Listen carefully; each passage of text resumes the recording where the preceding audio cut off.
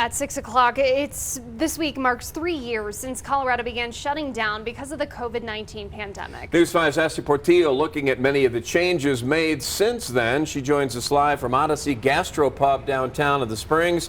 The impact there, Ashley, and in our local classrooms. Yeah, so we all remember during the times when dining rooms like this were shut down during the pandemic. A lot of local businesses also had to change their hours. Now we have come a very long way since then, but I'm also told we still have a very long ways to go.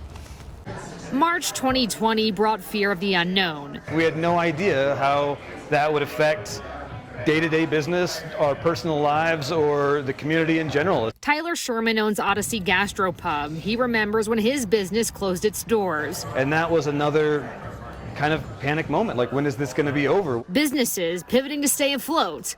And 3 years later, the pandemic is still impacting the industry. I still feel like we're in the middle of it, and a lot of that has to do with the difference in business today versus the business in 2019. Sherman said the labor market and consumer spending habits were a lot different now.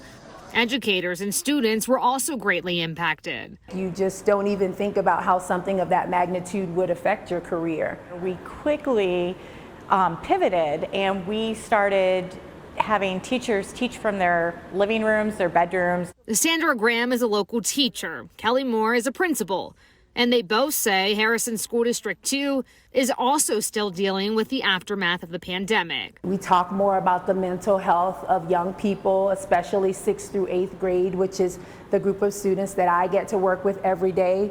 Parents and their families are still facing some of those residual effects, whether it is job loss, housing loss. Meanwhile, Sherman says his business is seeing only 60% of the customers they used to see in 2019. It's been a challenge, and it continues to be a challenge every day.